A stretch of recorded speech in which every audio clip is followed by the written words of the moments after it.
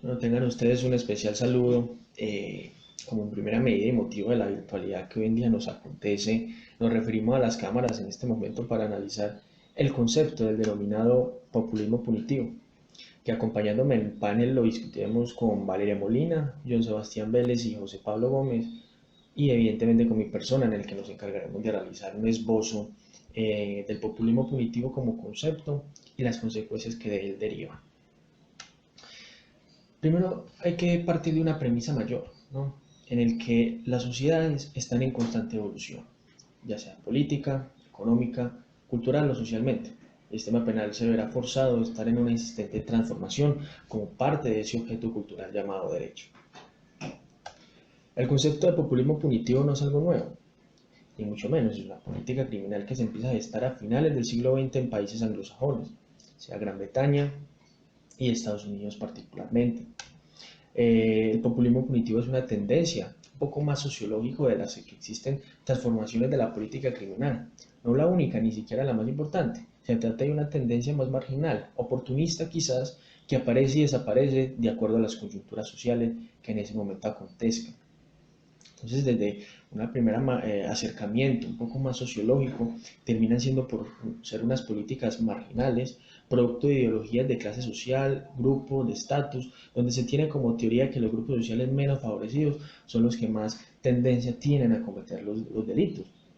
Y actualmente el estereotipo de personas que deben ser aceptadas y por ende respetadas o menos vigiladas son aquellas que tienen dinero, poder, estatus social, personas que por su condición social, siguiendo la teoría del Estado penal, no cometen delitos. De ahí a que uno de los precursores de este término, que es Newman, los denomina como delincuentes de cuello blanco y trato diferencial, ¿no? Entonces pensamos que es una política criminal que empieza a ser un trato más que todo diferenciador y por sectores, ¿no? Desde un punto de vista más psicosocial, un poquito haciendo alusión a estos impactos que pueden tener la pena, ¿no? Analizándolo un poquito más en detalle a toda esta política criminal, existen variaciones emocionales dentro de esta política criminal, en tanto que la aplicación políticas públicas reguladoras del delito y su castigo generan dentro de la sociedad determinados sentimientos colectivos. Grandes políticos tendían como estrategias de poder para controlar a los pobres, a los marginados, a las personas del vecindario o barrios peligrosos, se erigen como una forma de control del delito y de la sociedad misma. Es así como dentro de una sociedad, y bien lo afirman los autores, se genera un temor, un miedo a la delincuencia, a la comisión de delitos. Pero un poquito dejando de lado eso y entrando en una materia más sustancial, ¿no? De acción directa por parte del Estado, en últimas este se dedica nada más a castigar y a encarcelar, olvidando e incluso evitando las políticas de resocialización y programas de rehabilitación como mecanismos alternativos para controlar ese delito. Para nadie es extraño saber o entender que la mayoría de países, y dentro de ellos Colombia, lastimosamente, no existen o simplemente pasan a ser letra muerta las políticas de resocialización dentro de las cárceles, sin importar el tipo de delito por el cual fueron condenados. Son mezclados unos con otros y que por consiguiente al carecer de políticas se genera una visión del delito aún más con más ansia. Es decir, en lugar de aprender cómo aportar a la sociedad, esto es desde un punto de vista laboral, cultural, económico, incluso a partir de la experiencia vivida, se terminan por especializar en la comisión del delito debido a que los únicos maestros que existen en ese entonces, en esa realidad, serán ellos mismos, ¿no? En lo que algunos autores se refieren a él como la universidad del delito. En últimas es evidente que en los países latinoamericanos se consolidó una crisis punitiva y carcelaria muy clara. El aumento de conductas punibles y las penas privativas de la libertad, como inflación legislativa que hoy en día sufrimos la mayoría de países latinoamericanos, por desgracia. Además, se sumó a las carencias de políticas de resocialización, sumadas al potencial aumento de delincuentes. El hacinamiento dentro de los estamentos carcelarios es muy sustancial y la indiferencia del Estado frente a ello lo es aún más. Son suficiente razón para desatar esta crisis. Es posible reiterar una vez más que no solo se trata del delito y el castigo, ¿no? Es entender cómo ese castigo aporta positivamente a la sociedad. No solamente se puede limitar a expedir leyes y a castigar a título de delito. No es suficiente, o al menos no se está dando el resultado deseado, ¿no? Y en última, la privación de la libertad como medida de control social no solo es dar a los delincuentes por largo periodo de tiempos y no ir más allá. Se trata de hacer un adecuado plan de resocialización y un adecuado plan para que estos tengan la posibilidad de volver a la sociedad y ser útil para ella, ¿no?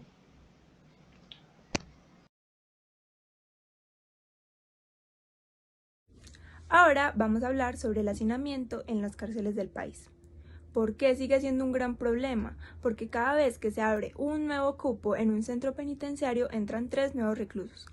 Aunque la justicia y el gobierno hayan tratado de conseguir soluciones para esta problemática, no se ha podido, pues en un estudio que se hizo desde 2010 a 2015 se logró concluir que aunque se abrieran 10.000 cupos, ese mismo año entraron 36.400 nuevos reclusos, con lo cual no hubo una solución verdadera para este problema.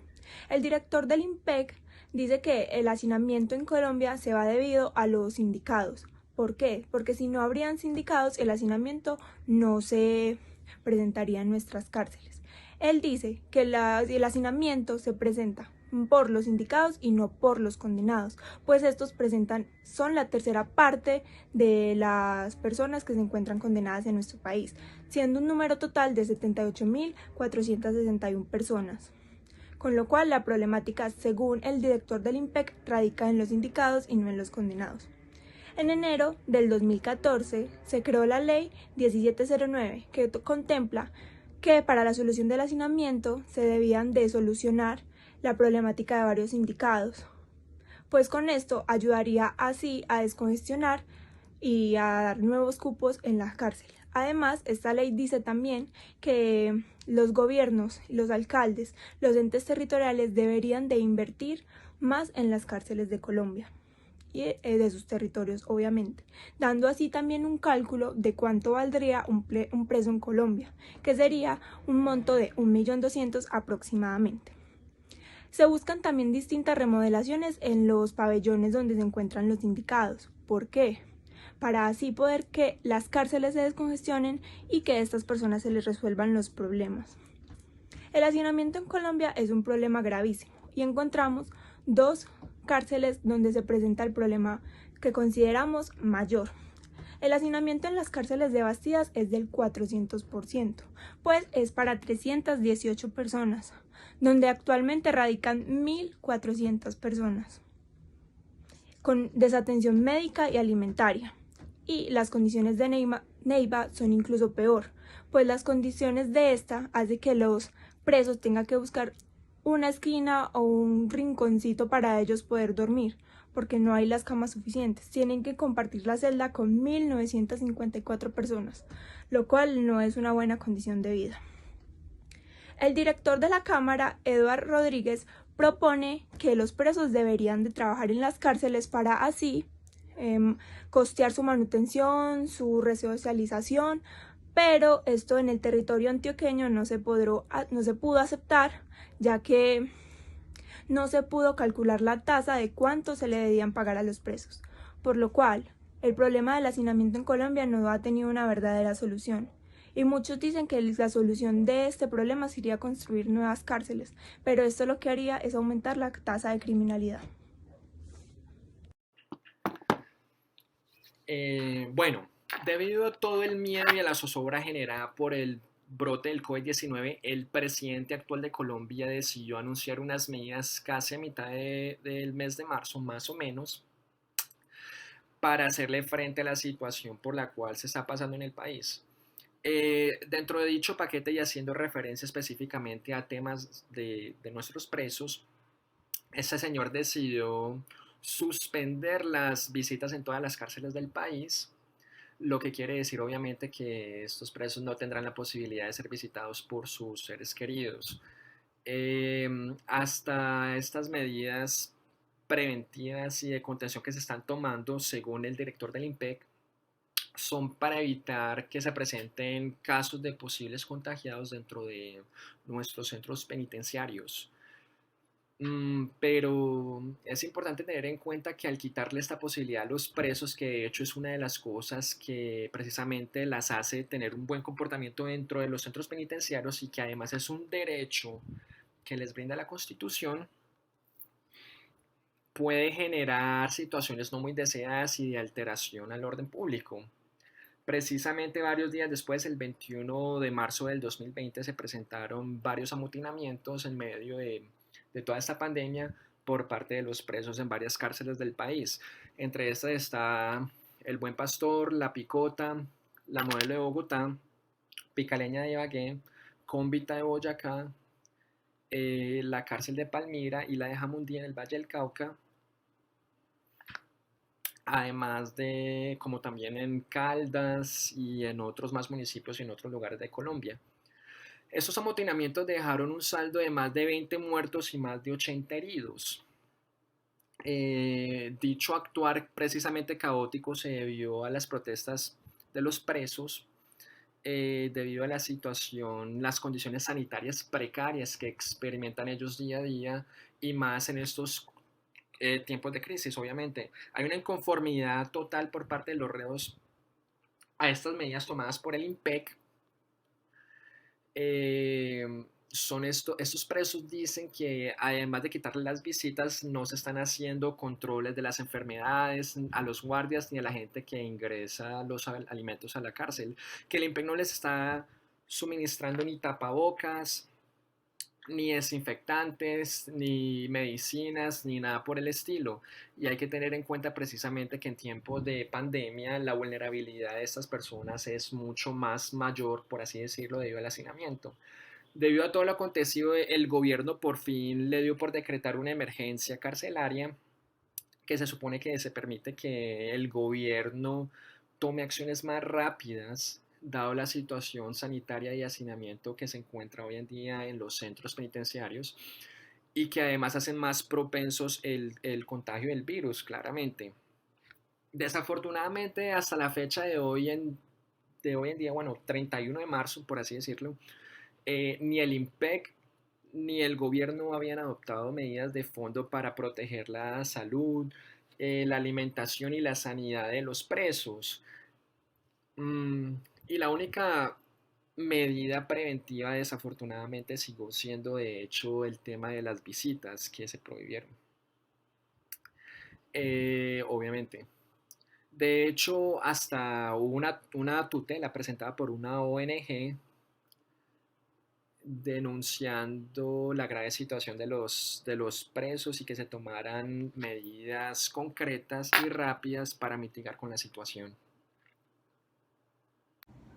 A raíz del decreto que expidió el mandatario, el decreto 417 del 17 de marzo del 2020, también se tuvo en cuenta de que estas medidas para protegernos de la pandemia coronavirus, el COVID-19, no solamente aplica para las personas que no están privadas de la libertad, sino también para las personas privadas, en este caso los reclusos de las diferentes cárceles del país de Colombia.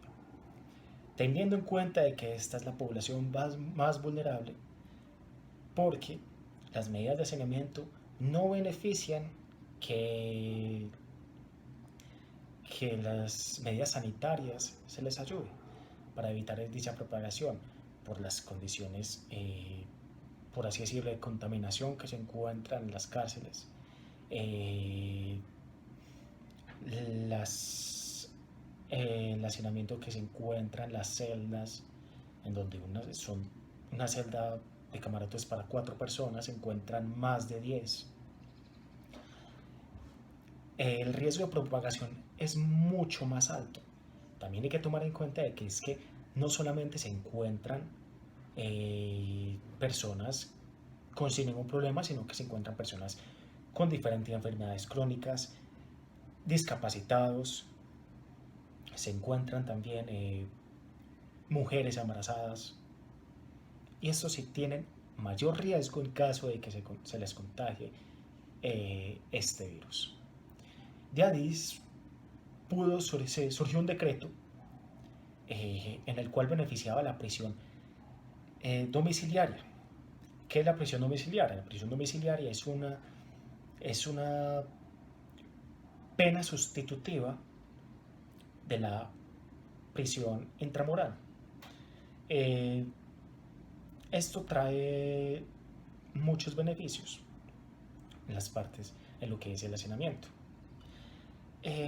Incluso hay que tomar en cuenta que es que esto no solamente está aplicando para las personas en mayor riesgo de contagio, sino para personas en las cuales eh, tengan los delitos por 5 años o delitos culposos, quienes hayan cumplido las 3/5 partes, quienes hayan accedido a un sistema de tecnología para su, para su privación de la libertad, y a causa de esto no, a causa de falta de esto no se hubiera podido otorgar. Entonces hay que tener en cuenta que es que no solamente son las personas más vulnerables, sino muchas personas que no están en ese grupo, y esto beneficia en parte a las medidas sanitarias que se les puede tomar en las prisiones. Se puede disminuir un riesgo de contagio a causa del hacinamiento. Sin embargo, el problema no termina ahí. Es triste que el Estado tomó esta medida por una emergencia. Si esta emergencia pasa, ¿qué pasa con los diferentes reclusos que se encuentran en las casas? Entonces les toca volver otra vez a las cárceles. Entonces el hacinamiento sigue estando. Es triste que esta medida no se hubiera tomado antes, como para protegerse a los reclusos. Como Estado social de derecho hay que brindarles la salud, hay que garantizarles, es un derecho fundamental. Tuvo que llegar una medida sanitaria para que esto se diera. La situación en las cárceles es muy complicada y el Estado no puede permitir que esto se presente.